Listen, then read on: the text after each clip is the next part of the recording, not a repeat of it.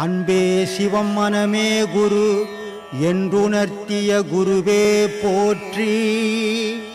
இப்போ கடவுள்னு எல்லா சித்தர்களும் சொல்கிறாங்க, கடவுளை அடையணும்னு சொல்கிறாங்க.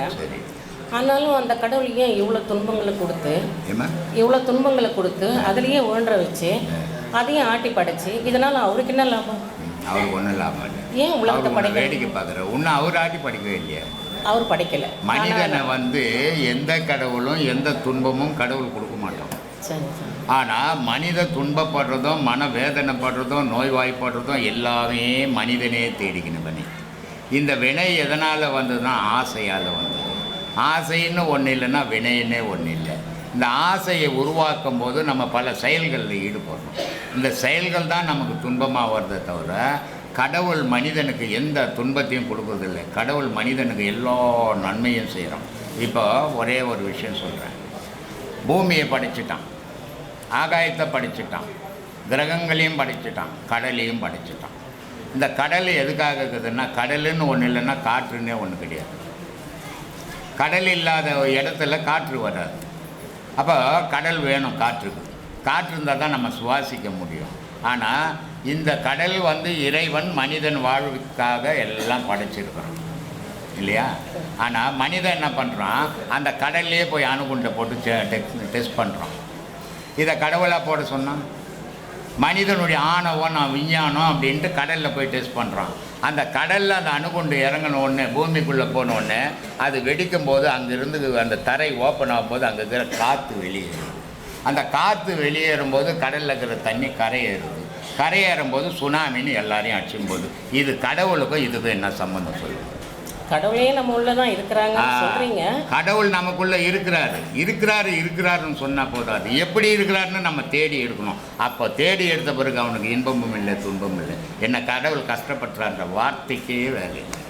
ஆனால் நம்ம கடவுளை தேடாமல் நான் கடவுளை கும்பிட்டேன்னு கோயிலாக போய் கும்பிடும்போது நமக்கு இருக்கிற துன்பங்கள், ஏன்னா எந்த கோயிலில் இருக்கிற ஒரு தீர்க்க மாட்டார். காது கிடையாது அவருக்கு, நீ சொன்னதெல்லாம் கேட்க போகிறதில்லை. கண்ணு கிடையாது, நீ சொன்னதெல்லாம் பார்க்க போகிறதில்லை. ஆனால் உன்னையே தான் அங்கே உருவமாக வச்சுக்கிறது. அதை உணராதையே நீ சுற்றின்னுக்கிற. அதனால தான் சிவவாக்கியர் ரொம்ப அருமையான கேள்வியை கேட்டார். ஏன்னா இவ்வளோ அறிவாளின்னு சொல்லிக்கிறியடா, அது உங்கள்கிட்ட பேச மாட்டான்னு. எப்போவாது பேசிக்குதாடான்னு. கடவுள் இருக்கிற இடத்த விட்டுட்டு ஆட்டை தோல் மேலே போட்டுக்கணும் ஆடு காணுன்ற மாதிரி கடவுளை உனக்குள்ளே வச்சுன்னு கண்ட கோயிலில் போய் கும்பிட்டுன்னு அது எப்படா நியாயம்? அது பேச மாட்டா. முன்னன்னு அதுக்கிட்ட போய் மந்திரம் சொன்னி அது எதனா கேட்டுதாடா அதுக்குன்னாரு. அதனால் சொன்னார், நட்டக்கல்லை சுற்றியே 4 புஷ்பம் சாத்தியே சுற்றி முணுமுணுக்கும் மந்திரம் ஏதடா அப்படின்னு ஒன்று இல்லைடா. நட்ட கல்லும் பேசுமோ நாதன் கடவுள் உனக்குள்ளே வச்சுக்கணும் அதுக்கிட்ட போய் பேசி கெடுக்கிறியடா. உனக்குள்ளே இருக்கிற கடவுள்கிட்ட பேச வழி தெரிஞ்சு பேச கற்றுக்கோ. இன்பம் இல்லை துன்பம் இல்லை, அமைதியோட வாழ்வு, சுகவாழ்வு வாழ்வுடான்னார். அன்பே சிவம் மனமே குரு.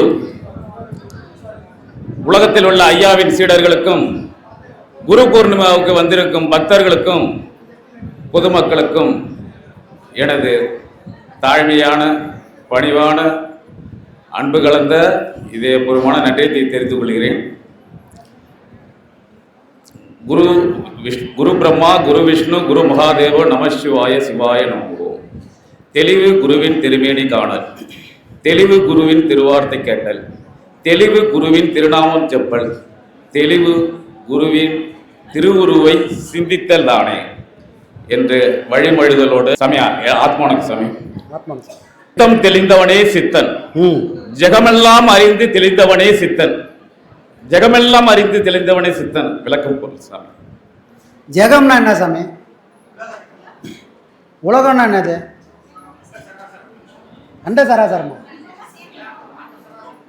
உலகம்னா உயிர் எங்கே வாழுதோ அதுதான் உலகம்.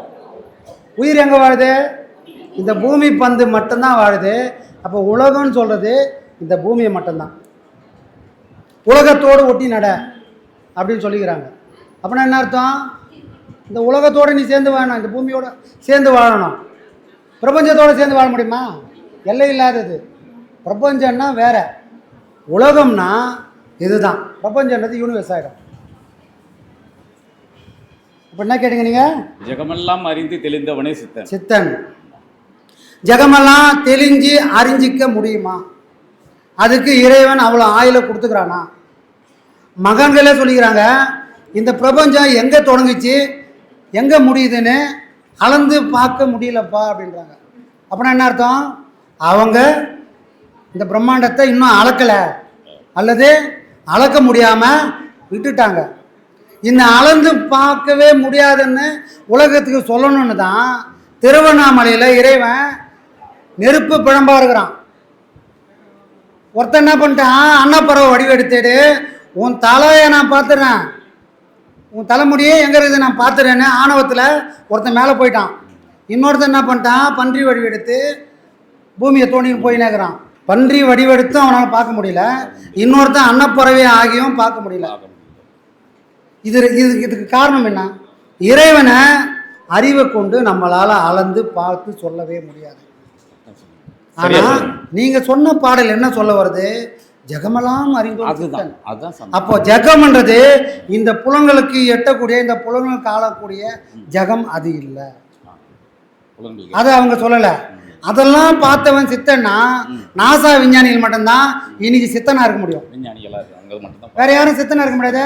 அவன் தான் ராக்கெட்டை விட்டுனேக்கிறான், செவ்வாய் விடுறான், இன்னைக்கு சூரியன் கூட விட்டுக்கிறான்.